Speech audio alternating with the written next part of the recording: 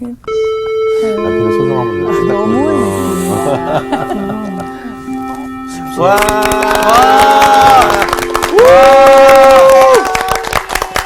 멋있어요. 안녕하세요. 안녕하세요. 안녕하세요. 뭐 좋은 일 있어요? 너무 멋있었어. 그럼요. 네. 오늘 좋은 말씀들을. 그럼요. 성경 공부가 좋은 일이죠. 네. 행복합니다. 네. 잘 지내셨어요? 네. 네, 반갑습니다. 오늘 이렇게 좋은 날 또 복습을 누가 할까요? 이렇게 이렇게 좋은 날 좋은 날. 복습을 꼭 하셔야겠습니다. 이렇게 좋은 날. 좋은 이렇게 좋은 날일수록 사람이. 복습해야죠. 우리 상우 씨 한번. 지난 시간에 5천 명의 그 먹이시는 그 사건을 공부를 했는데 네. 제자들이 지금 날이 저물어대니까 제자들을 그러니까 예수님이 찾아가서 우리가 지금 이제 먹을 것도 있어야 되고 유할 것도 필요하다 얘기를 하는데 이거는 우리가 생각하기에 무슨 방법을 제시한 네. 것 같은데 사실은 방법을 제시한 게 아니라 우리가 뭐 어떻게 할 수가 더 없다라는 이상 할 수가 거를 없다. 얘기를 하는 거죠. 그러니까 어떻게 보면 굉장히 합리적인 겁니다. 예수님의 제자들은. 하지만 예수님께서는 어떻게 하셨습니까? 너희가 먹이라 이렇게 얘기를 네. 하셨거든요. 예수님은 비합리적이라고 생각할 수가 있는데 사실 비합리적인 게 아니라 초합리적이신 거예요. 네. 네. 그러니까 너희가 먹이라는 뜻은 무슨 뜻이냐면 우리 교회의 입장에서 네. 교회의 존재 양식이라는 게 있잖아요. 교회의 존재 양식이라는 게 어떤 게 필요할까요? 첫 번째로 성교가 필요합니다. 성교. 누구한테 묻는 거예요, 지금? 성교. 아니, 아무한테나 물어보는 거죠. 성교가 필요합니다. 네. 성교가 왜 복음에서는 꼭 우리가 복음을 그렇죠. 없는 데서 나눠야 복음을 돼. 전도를 해야 되기 네. 때문에 굉장히 중요합니다. 이게 첫 번째 제일 중요한 거예요. 두 번째 약한 자들의 이웃이 되라고 하셨습니다. 네. 이게 바로 교회의 존재 양식인 네. 거죠. 그러면서 목사님께서 네. 맹인의 이야기로 가셨어요. 요한복음에 맹인의 이야기로 가셨는데 그 맹인 얘기로 갑자기 뜬금없이 가셨을까? 뭐 뜬금없이요? 맹인 얘기도 다 아시겠지만 네. 아시겠지만 네, 수고하셨습니다. 굉장히 더 얘기할 때도 수고하죠. 많은데요. 한 30분만 더 주시면 30분 더 주시면 더 수업해야 돼요. 네, 수고하셨어요. 잘했어요. 조금 더 했다가는 네. 완전히 다른 쪽으로 갈 것 같아요. 잘했다고 생각했는데. 예, 초반까지는 좋았어요. 네. 지난 시간에는 오병이어 네. 사건을 얘기했죠. 네. 오병이어 사건은 빈들에 해는 저물어 가는데 네. 먹을 것이 없어 줄여 있는 백성들의 상황을 주님이 보시고 너희가 먹을 것을 주어라. 이것은 사실 후에 교회에 대한 예수님의 사명을 의탁하는 거죠. 네. 네. 네. 그러나 그 상황 속에서 제자들은 합리적인 계산을 또 할 수밖에 없었고 또 그들이 꺼내놓은 거래야 어린아이 떡 5개와 물고기 2마리 외에는 없습니다. 합리적인 생각이죠. 네. 그러나 거기에 등장한 오병이어는 그것이 빌미가 되고 근거가 되었다는 말이 아니고 얼마나 이 상황을 해결하기에는 절대 불가능한가. 그 절대 불가능한 상황 속에서 예수님이 기적을 베푸신 것은 네. 그것은 기적으로 볼 것이 아니라 사실은 표적으로 봐야 돼요. 네. 자, 이제 우리가 누가복음뿐만 아니라 앞으로 또 요한복음도 따로 공부할 거고 할 때 항상 이제 헛갈리는 게 뭐냐면 표적, 맞아. 표적. 이적, 기적. 기적 이건 비슷한 개념인데 네. 이 둘 차이를 항상 혼란을 일으켜서는 안 돼요. 네. 헷갈려. 이것은 말 그대로 그냥 이적이에요. 기적이에요. 네. 미라클이에요. 그러나 표적이라는 말은 세메이온이라는 단어를 써요. 이 말은 표지판이다 그 말이에요. 오. 어디를 향한 십자가를 가르치는 표지판. 표지판의 역할을 한다. 그래서 오병이어는 표적으로 이해를 해야 됩니다. 왜냐하면 그 오병이어를 통해서 수많은 사람들을 먹이고 배불리하고 12광주리가 남았다는 것은 바로 예수님께서 주석을 해주시죠. 네. 이 떡은 나를 가리키는 것이다. 네. 내 몸을 가리키는 거고 또 나는 하늘에서 내려온 참떡이다. 참떡이다. 생명의 떡이다. 그러니까 장차 자기가 어떻게 사람들을 위해서 죽을 것인가를 암시하고 있는 하나의 표지판이다 그 말이에요. 네. 그 사건은 십자가를 향하여 가르치는 사건이지. 와, 기적. 여기 물론 기적의 내용을 담고 있지만 네. 이 사건이 향하고 있는 것은 십자가라는 사실. 네. 잊어서는 안 되겠죠. 네. 네. 오늘 수업 누가복음 29강 영광스런 변화. 자, 오늘은 누가복음 9장 28절서부터 36절까지 저기 우리 안수지 학생 네. 서부터 두 절씩. 이 말씀을 하신 후 8일쯤 되어 예수께서 베드로와 요한과 야고보를 데리고 기도하시러 산에 올라가사 기도하실 때 용모가 변화되고 그 옷이 휘어져 광채가 나더라. 문득 두 사람이 예수와 함께 말하니 이는 모세와 엘리야라. 영광 중에 나타나서 장차 예수께서 예루살렘에서 별세하실 것을 말할세. 베드로와 및 함께 있는 자들이 깊이 졸다가 온전히 깨어나 예수의 영광과 및 함께 선 두 사람을 보더니 두 사람이 떠날 때에 베드로가 예수께 여짜오되 주여 우리가 여기 있는 것이 좋사오니 우리가 초막셋을 짓되 하나는 주를 위하여 하나는 모세를 위하여 하나는 엘리야를 위하여 하사이다 하되 자기가 하는 말을 자기도 알지 못하더라. 이 말 할 즈음에 구름이 와서 그들을 덮는지라. 구름 속으로 들어갈 때에 그들이 무서워하더니 구름 속에서 소리가 나서 이르되 이는 나의 아들 곧 택함을 받은 자니 너희는 그의 말을 들으라 하고 다 같이. 소리가 그침에 오직 예수만 보이더라. 제자들이 잠잠하여 그 본 것을 무엇이든지 그때에는 아무에게도 이르지 아니하니라. 네.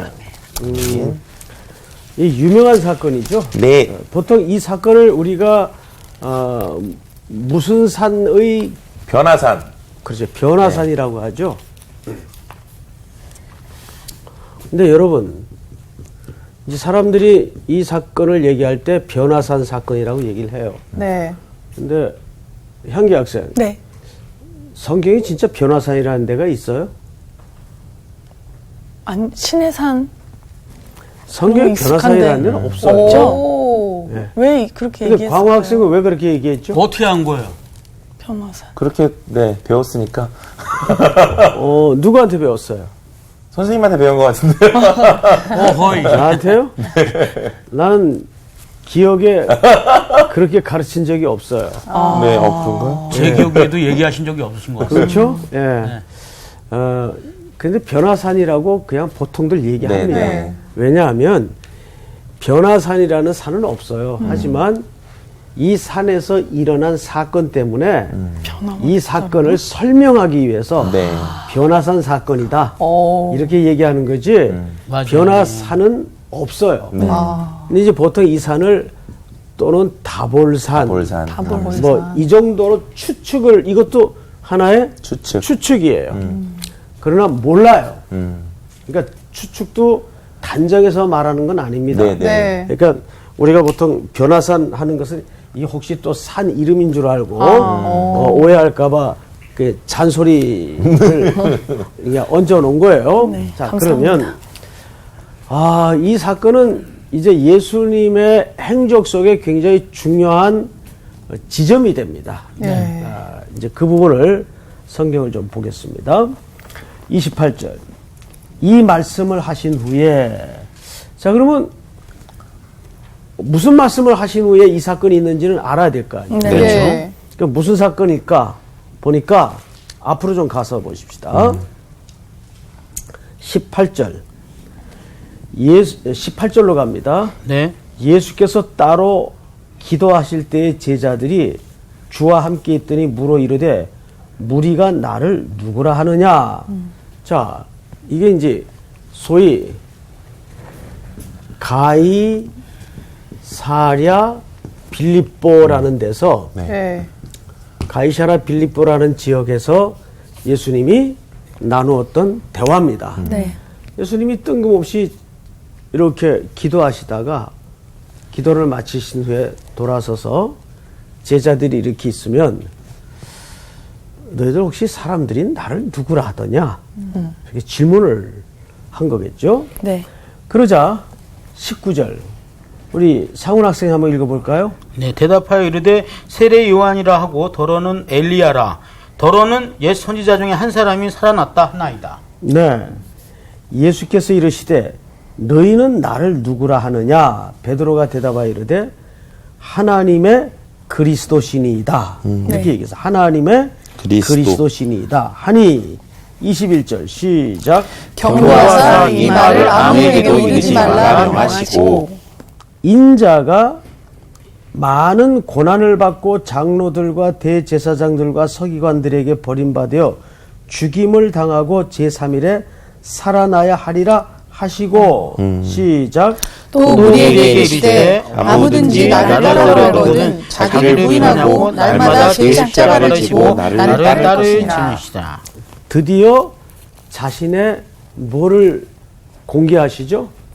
자, 여기에서 자신의 죽음을 암시하세요. 네. 그런데 23절을 다시 잘 보시면 예수께서 23절 또 무리에게 이르시되 아무든지 나를 따라오려거든 자기를 부인하고 날마다 제 십자가를 지고 나를 따를 것이니라. 자, 여러분 그러면 이 말이 광호 학생 한번 생각을 해보세요. 이 말은 목숨을 걸라는 얘기입니까? 목숨을 아끼라는 얘기입니까? 걸라는 얘기죠. 그렇죠. 네. 자기를 부인하는 것 자체가 목숨을 걸라 그 말이에요. 네. 그런데 우리 수재 학생이 25절을 한번 읽어보세요. 사람이 만일 온 천하를 얻고도 자기를 잃든지 빼앗기든지 하면 무엇이 유익하리요? 그러면 이 목숨을 아끼라는 얘기입니까? 목숨을 버리라는 얘기입니까? 이 말은 이 말은 아끼라는 얘기. 아끼라는 얘기인데. 그 어느 게 진짜입니까? 둘 다 진짜? 아끼면서 이제 버리라는 23절은 아껴버리라? 아유. 23절은 목숨을 걸라 그러는 거예요. 자기를 부인하고. 예. 23절을 다시 보세요. 자기를 부인하고 날마다 제 십자가를 지고 나를 따를 것이니라. 이거는 목숨 걸라는 얘기예요. 네. 그리고 주님 따르는 일은 취미로 따르는 일은 불가능해요. 네. 진짜 목숨 걸어야 돼. 네. 그런데 25절은 사람이 만일 온 천하를 얻고도 자기를 잃든지 빼앗기든지 하면 무엇이 유익하겠느냐? 이거는 목숨을 걸란 얘기입니까? 아끼란 얘기입니까? 아끼라는 얘기죠. 자, 이 난제를 우리 향기 학생이 한번 풀어보세요. 역시 역시 뭐야, 역시. 야. 다코스. 근데 이제 제가 봤을 때 입장이 이제 이 자기를 부인하고 제 십자가를 지고 가는 거는 왠지 그 하나님 나라 영적인 걸로 보여지고 온 천하를 얻고도 그렇게 할 때는 약간 세상적인 그런 걸 얻고도 약간 그런 입장으로 들려지거든요. 그렇죠. 이 두 절에서 말하는 목숨의 의미는 본질이 다르죠. 네. 잘 얘기했어. 다행이다. 예. 역시 달라. 훌륭하지. 괜히 이 상식이 있어. 정도야. 아이고야. 그러니까 23절에서는 자기를 부인하라는 말은 물리적인 목숨을 얘기하는 거예요. 그러나 25절에서의 생명은 영원한 생명을 네. 잃어버려서는 안 된다. 안 된다는 얘기를 하는 거죠. 그러니까 이건 충돌되는 본문이 아니에요. 네. 자, 그러니까 주님은 왜 자기의 죽음을 말씀하시다가 뜬금없이 23절에서 25절까지 결국 강조하는 게 영생을 강조하는 거예요. 네. 궁극적으로는. 맞죠? 네. 그러면 이 죽음과 이 영생의 사이에 함수 관계가 있다는 얘기예요. 어떤 함수 관계가 있는가 하면 바로 우리의 영원한 생명을 위해서 주님은 죽으셔야 된다는 이야기를 네. 이렇게 하는 겁니다. 그래서 자기의 십자가 지심을 드디어 공개하고 암시하기 시작합니다. 네. 네. 자, 그 다음에 27절 보세요. 내가 참으로 너에게 이르노니 여기 서 있는 사람 중에 죽기 전에 하나님의 나라를 볼 자들도 있느니라 하고 이제 오늘 본문이 시작이 되는 거예요. 자, 그러면 이제 오늘 본문으로 들어갑니다. 소위 우리가 변화산의 사건으로 알고 있는 이 어느 한 산의 예수 그리스도의 변모된 사건을 이게 왜 중요한가를 지금부터 뭐 단순히 이게 놀라운 어떤 형상과 기적을 얘기하는 게 아니고 여기에는 구속적인 굉장히 중요한 메시지가 감춰져 있어요. 이 말씀을 하신 후, 그러니까 이 말씀은 예수님이 자기 죽음에 대한 암시죠. 네. 네. 그렇게 알고 들어가야 된단 말이에요. 네. 8일쯤 되어 예수께서 베드로와 요한과 야고보를 데리고 기도하시러 산에 올라가사. 자, 배경 3명. 누구? 베드로, 야고보, 베드로, 요한, 야고보, 요한. 네. 이 세 명을 따로 데리고 보통 이 세 명을 이너 서클이라고 그러죠. 핵심 멤버예요. 네. 뭐 왜 그러면 하필 세 명만 데리고 올라가냐? 여기에는 주님 외에는 알 길이 없어요. 뭐 어떤 사람은 또 요 셋이 하도 속을 썩이니까 안심이 안 돼서 그냥 데리고 올라갔다. 사고 칠까봐. 네, 사고 칠까. 눈앞에 안 보이면 어떻게 안 보면 되는 지혜로우신 자식 거네. 같아. 자, 그런데 데리고 올라가신 목적이 뭐예요? 기도하러요. 자, 보세요. 이것이 예수님의 아주 중요한 생활 패턴입니다. 예수님은 예를 들어서 이 땅에 교회의 기초를 놓을 제자들을 선택하기 전에도 기도하셨어요. 또 유명한 십자가를 지기 전날 밤에도 기도하셨어요. 그러니까 자신의 인생에 아주 중대한 문제를 앞에 놓고는 예수님은 늘 습관을 따라 기도하셨지만 네. 네. 특별한 기도를 항상 드리셨어요. 그래서 주님은 난 이 본문 읽다가 아주 상식적인데 쩡 하는 깨달음이 하나 들어왔어요. 향기 학생은 왜 끄떡거리세요? 무슨 나는 얘기를 할 것 과연 같아요? 그렇게 하고 있는가? 아, 그래요?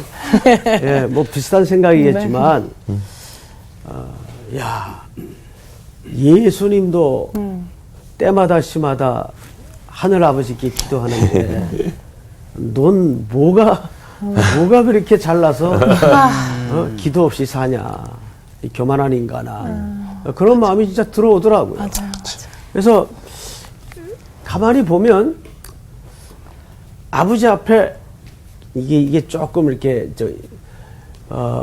좀 시장 용어로 해서 죄송한데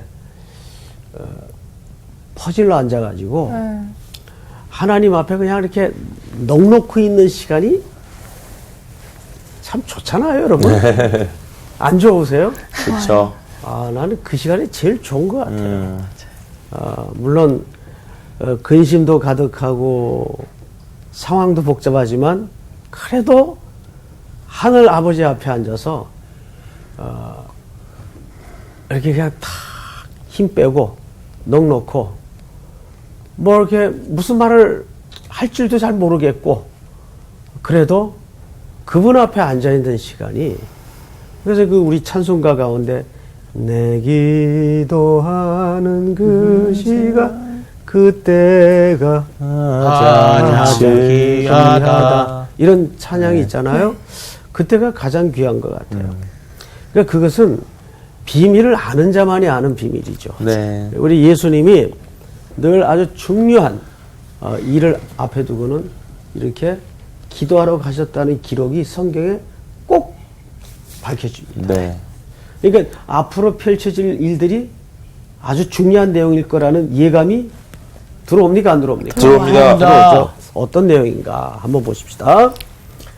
기도하실 때 용모가 변화되고 그 옷이 휘어져 광채가 나더라. 자, 그때 뭐가 변화돼요? 용모가 용모가 변화됐대요.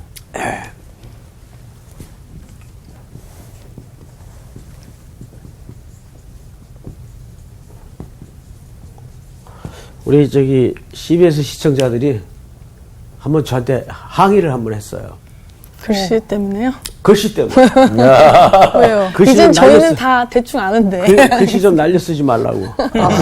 멋있는데. 오늘은 마음 먹고 한번 이렇게 또박또박 쓰는데도 아직 워낙 글씨가 제가 남필이라 악필을 넘어서 남필이에요. 전혀 아니에요. 잘 쓰시는데. 용모가 변화됐다. 네. 자, 우리 광호 학생. 네. 이제 우리 반에서 수업을 그렇게 이제 졸업도 못하고 이렇게 몇 년 공부했으면 할 마음이 없습니다, 저는. 변화됐다는 게 무슨 뜻일 것 같아요? 변화됐다라는 거는 기도하러 가셨으니까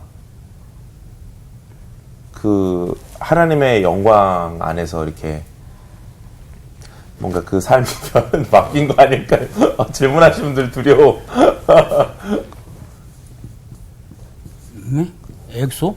아, 엑소더스. 엑소더스가 뭐예요? 출애굽. 그렇죠.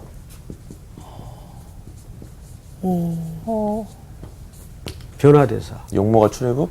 용모가 출애굽? 이게 그런 개념입니다. 네네. 예. 이 자체가 엑소더스라는 말이 아니고, 네. 자, 뒤에 보면 이런 말이 있어요. 성경을 좀 쭉 내려가서, 31절을 보세요. 우리 광호 학생 읽어보세요. 영광 중에 나타나서 장차 예수께서 예루살렘에서 별세하실 것을 말할세. 그 별세가 사실은 엑소더스입니다. 변화대사 어떻게 별세하세요. 네. 근데 별세가 엑소더스인데 어떤 영어 성경에는 디파처라고 돼 있어요. 맞죠. 자, 우리 공항 가면 이제 출국할 때 디파처로 갑니까? 다른 데로 갑니까? 디파처로. 디파처로 간. 그렇죠. 네. 디파처로 가죠. 네. 디파처가 무슨 뜻이죠? 출발. 떠나다. 네. 네. 떠나는 장소예요. 네네. 네.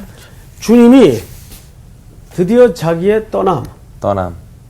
출애굽. 출애굽. 그러니까 이 변화산의 사건은 제2의 출애굽. 출애굽. 누구에게 생명을 주기 위해서? 우리에게 생명을 주기 위해서. 제2의 출애굽 사건을 암시하고 있는 내용이에요. 네. 자, 이 사건을 그대로 반영한 사건이 우리 찾읍시다. 출애굽기 34장을 좀 볼까요? 출애굽기 34장. 찾으셨습니까? 네. 네. 자, 출애굽기 34장 몇 절부터 보시냐 하면 29절. 모세가 그 증거의 두 판을 모세의 손에 들고 시내산에서 내려오니 그 산에서 내려올 때 모세는 자기가 여호와와 말하였으므로 말미암아 얼굴 피부에 뭐가 나나 광채가 나나 깨닫지 못하더라. 자, 여러분, 그러니까 이 광채는 모세의 얼굴에서 발산하는 광채라고 보면 안 되고 네. 하나님의 영광의 반영이라고 봐야 돼요. 네. 그래서 자기가 깨닫지를 못하는 거예요. 얼굴에서 광채가 나는데. 네. 자, 성경을 또 보십시다. 아론과 온 이스라엘 자손이 모세를 볼 때에 모세의 얼굴 피부에 광채가 남을 보고 그에게 가까이 하기를 두려워하더니 자, 그 스폴천 목사님 아시죠? 네. 네. 예, 제가 늘 자주 말씀하시는 스폴천 목사님 제자들이 한 번은 이렇게 산에 올라가서 기도를 하고 이제 내려왔어요. 그러니까 얼마나 나름 개인적으로 뿌듯했겠습니까? 그래서 이제 아주 흥분돼 가지고 스폴천 목사님 선생님에게 이렇게 얘기를 했어요. 목사님, 저희들 얼굴에 광채가 나지 않습니까? 그러니까 스폴천 목사님이 네. 모세는 자기 얼굴에 광채가 난 걸 몰랐단다. 이렇게 이제 딱 명답이네요, 명답. 쭉 그죠. 네. 이게 누가 만든 얘기인지 실제 있었던 일인지는 모르겠는데 이런 얘기가 있어요. 그러니까 바로 오늘 누가복음 9장의 변화산에서 나타났던 그 사건의 병행 구절이 바로 이 본문이에요. 네. 모세의 얼굴에 광채가 납니다. 자, 그런데 여기서 질문을 하기 위해서 이 본문을 편 거예요. 광호 학생. 네. 제가 광호 학생을 오늘 유독 지적하는 것은 내 시선이 가장 편하게 꽂혀요. 정말 이 자리 다행이야. 무섭다. 무서운 자리야, 이 자리. 이 모세의 얼굴의 광채의 사건이 네. 시내산에서의 이 사건이 출애굽 전입니까 후입니까? 후. 그렇죠. 네. 후죠. 네. 자, 그러면 이 사건은 예수님의 죽음 전입니까 후입니까? 전혀. 전이죠. 그래서 이 사건을 거꾸로 된 출애굽이라고 얘기합니다. 거꾸로 된 출애굽. 이해가 돼요, 여러분? 네, 네. 신약은 구약의 사건을 거꾸로 돌려서 우리에게 구원을 설명하는 방식이에요. 네. 이게 재밌어요. 그러니까 예를 들어서 우리도 영화 같은 거를 거꾸로 필름을 보면 네. 결말을 알고 보죠. 알고 보잖아요. 네, 네. 그러면 두려울 것도 없고 그렇죠. 걱정할 것도 없고 맞아요. 결말을 알고 보니까. 네. 네. 그러니까 이것은 우리에게 거꾸로 된 출애굽을 설명하는 겁니다. 네. 이 사건 이후에 예수님은 후에 십자가에 죽으십니다. 네. 말 그대로 디파처, 네. 떠나세요. 네. 그러니까 여기서 변화되었다는 것은 우리가 구원받아서 새로운 모습으로 변화될 것을 얘기하는데 이 다음이 중요해요. 이 산에서 두 인물이 등장을 합니다. 제자들의 눈에. 누구와 누구죠? 모세와 모세와 엘리야. 엘리야. 하나는 모세. 모세, 또 하나는 엘리야. 엘리야입니다. 자, 상훈 학생. 네. 아니, 구약에 뭐 두 사람밖에 없나요? 여러 선지자가 있었을 텐데. 그렇죠, 예, 예. 예레미야도 있고, 네네네. 호세아도 있고. 호세아 참 마음이 애잔한 선지자 아니겠어요? 또 예레미야는 눈물의 선지자고. 근데 하필 모세와 엘리야입니까? 여기 이 두 사람이 등장하는 이유를 알아야 돼요. 왜 하필 모세와 엘리야일까요? 모세 엘리야가 그 무덤이 없지 않습니까? 뭔 또 희한한 소리야. 아, 정말 기발해. 아유, 이건 기발한 게 아니고. 나 답을 얘기 공필 던지시는 줄 알았어요. 내가 이럴 때 확 힘이 빠져요. 난 여기에 서 있지 하는 마음이 항상 네네. 들어요. 자괴감이 들어. 자, 좋아요. 그래서 또 이 성서학당 시간이 필요한 거 아니겠어요? 좋습니다. 우선 우리 따로 떼놓고 생각합시다. 모세는 이스라엘 민족사의 가장 상징적인 사건만 얘기하세요. 어떤 인물이에요? 그 애굽 출애굽을 한. 그렇지. 네네. 네. 그렇게 생각하면 돼요. 그러니까 모세로 구원이 시작이 되었어요. 네. 네. 그래서 모세는 구원의 시작을 연 사람이에요. 엘리야는? 엘리야는 근데 왜 등장해요? 엘리야는 모세 때 있지도 않았는데. 엘리야의 구약의 기록을 잘 생각해 보시라고요. 제가 항상 여러분들에게 공부 나눌 때 네. 자주 쓰는 표현이 있어요. 성경을 읽을 때는 단면만 보지 마시고 네. 통섭적으로 읽어라. 네네. 기억나시죠? 네. 그러니까 엘리야는 구약에 주로 어느 시기에 등장하고 어떤 역할을 했는가를 잘 생각해 보세요. 왕들. 어두운 시대에서의 그렇지. 사용했던 선지자. 또 어수선할 때. 수지 학생 뭐라고요? 막 어수선하던 그런 어수선할 때지. 왕들 막 어수선하고 맞아. 말한다고 그럴 때. 그렇죠. 네. 네. 두 분이 뭐 비슷한 표현을 네, 네. 했어요. 엘리야는 주로 종말과 심판을 전하는 메시지였어요. 네. 그렇죠? 자, 그러면 이 두 사람을 연결하면 그림이 그려집니까? 안 그려집니까? 그려져요. 네. 자, 어떻게 그려져요? 시작과 끝. 그렇죠. 알파 오메가네. 시작과 끝이에요. 여기 이스라엘 민족을 구원의 시작을 열었고 네. 엘리야는 항상 이스라엘의 종말을 심판을 선언하고 경고했던 선지자예요. 네. 네. 자, 우리 이왕 찾은 김에 네. 향기 학생의 말라기서 찾으세요. 말라기. 저 뒤에 4장 4장. 5절 6절을 읽으세요. 제일 나중에. 보라, 여호와의 크고 두려운 날이 이르기 전에 내가 선지자 엘리야를 너희에게 보내리니 그가 아버지의 마음을 자녀에게로 돌이키게 하고 자녀들의 마음을 그들의 아버지에게로 돌이키게 하리라. 돌이키지 아니하면 두렵건대 내가 와서 저주로 그 땅을 칠까 하노라 하시니라. 향기 학생 잘 읽었어요. 절 보세요. 그런데 지금 말라기 선지자가 이런 얘기를 했어요. 네.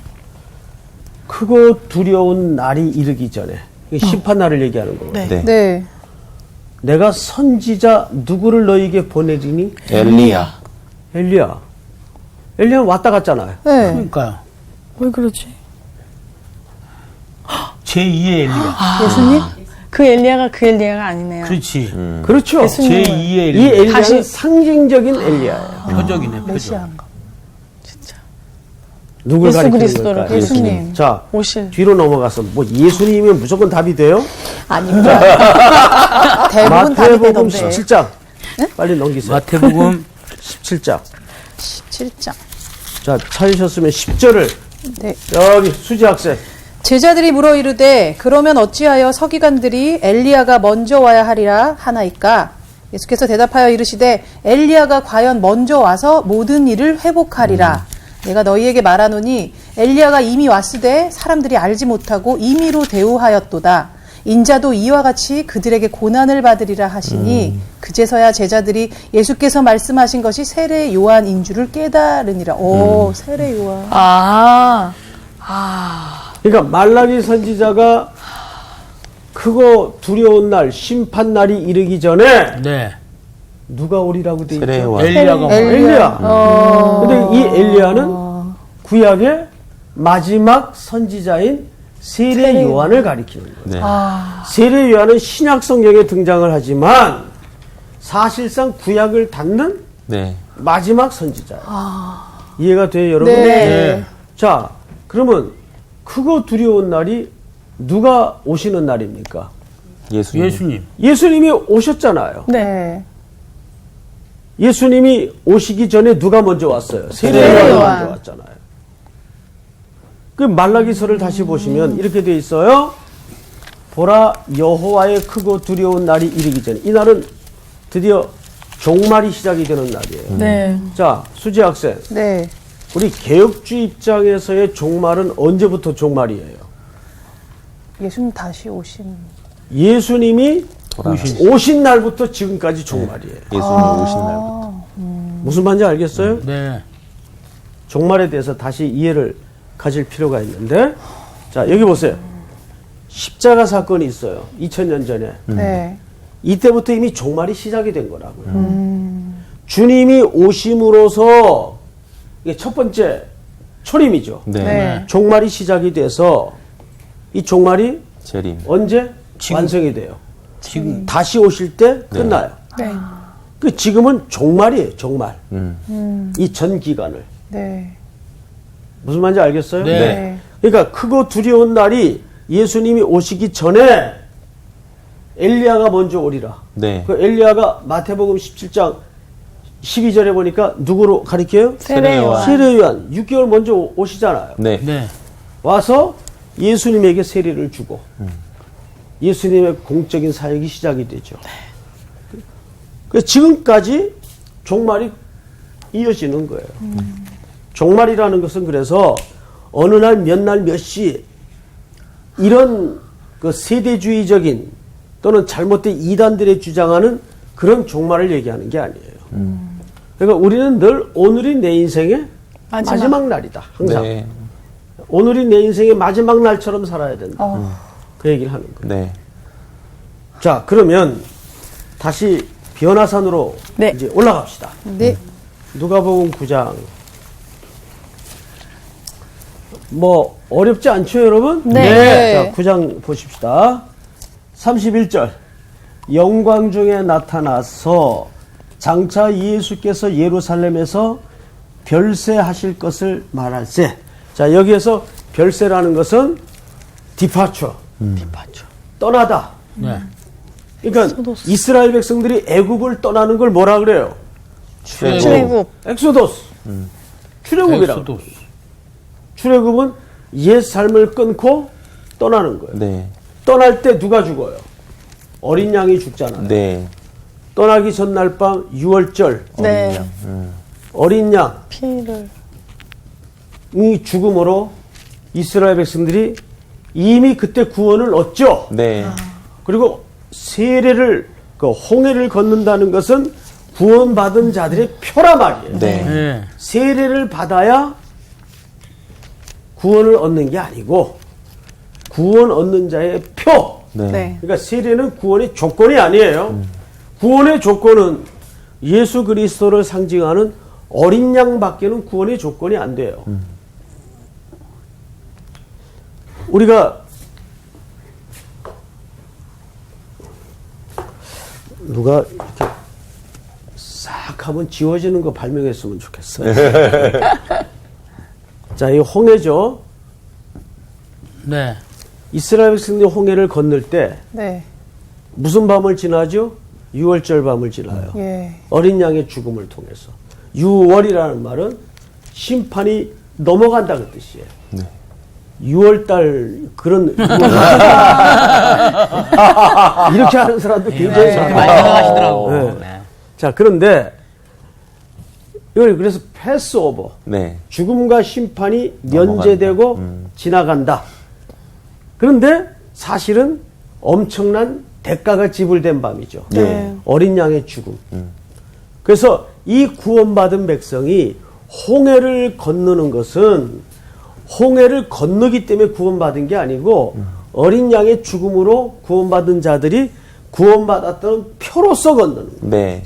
그래서 이 홍해 건너는 사건을 고린도전서 10장에 보니까 이걸 세례라고 표시를 해요. 세례.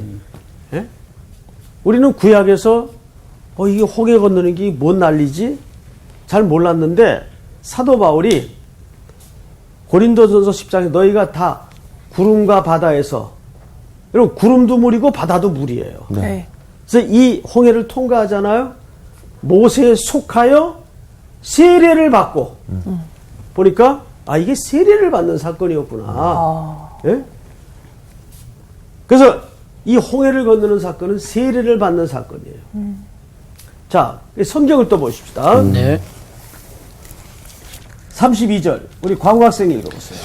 베드로와 및 함께 있는 자들이 깊이 졸다가 온전히 깨어나 예수의 영광과 및 함께 선 두 사람을 보더니 두 사람이 떠날 때 베드로가 예수께 여짜오되 주여 우리가 여기 있는 것이 좋사오니 우리가 초막 셋을 짓되 하나는 주를 위하여 하나는 모세를 위하여 하나는 엘리야를 위하여 하사이다 하되 자기가 하는 말을 자기도 알지 못하더라. 네. 난 이 말이 너무 웃겨.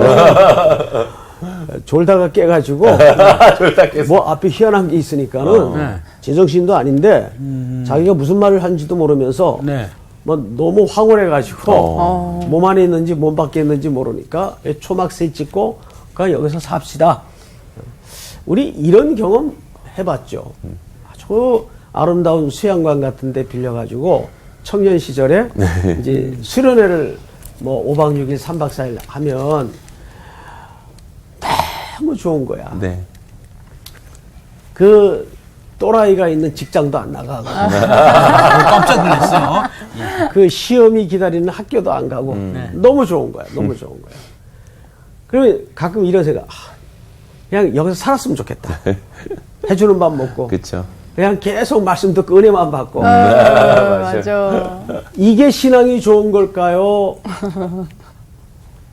내려가서 들은 말씀대로 순종해야 되겠다. 어느 게 신앙이 좋은 답을 아는데 걸까요? 참 에이, 그렇다. 말하기가 그러네. 내려가요. 두 번째 게 맞지만 수지 학생은 내려가야지 정답은 말하는데 내려가야지. 내려가면 또 현실이 기다리고 있잖아요. 네. 우리 다음 시간에 그 현실을 보기로. 다음 시간 안 봤어. 공부 안 했으면 좋겠어. 현실을 본대잖아. 자, 오늘 수업은 여기까지. 감사합니다. 다음 시간 너무 싫어. 그러니까. 현실을 왜 봐야 돼? 그러니까 근데 현실을 보래잖아. 변화산에 머물고 살면 참 좋은데 맞아. 우리가 또 삶으로 내려가야 결국에는 이 세상과 계속 우리가 막 싸워내야 되고 맞아, 이겨내야 맞아. 되는 걸 해야 되는 거죠. 왜냐면 이제 아기를 키우다 보니까 그런 말씀이 있더라고요. 그 상황을 계속 피하게 만드는 게 아니라 계속 부딪히면서 그거를 이겨내게 해야 된다. 그래서 하나님이 우리를 오히려 그렇게 만드신다고 하는데 거기 수양관에 계속 있으면 좋지. 거기 피해 있는 건데. 맞아. 근데 가면은 우리가 어쨌든 거기서 이겨내면서 또 성숙하고 하니까 내려갑시다. 맞아요.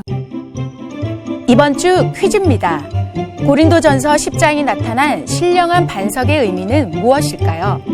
1번 베드로, 2번 그리스도, 3번 모세. 정답을 아시는 분은 CBS 성서학당 홈페이지에 정답을 올려주시거나 우편으로 보내주시면 됩니다. 선정되신 분들에게는 대한성서공회에서 발행한 성경 통독을 위한 최고의 자습서 성경 2.0, 세상을 바꾸는 복음 매거진 크리스채너티 투데이 1년 정기 구독권, 성서학당 선생님들의 저서 중 하나를 드립니다.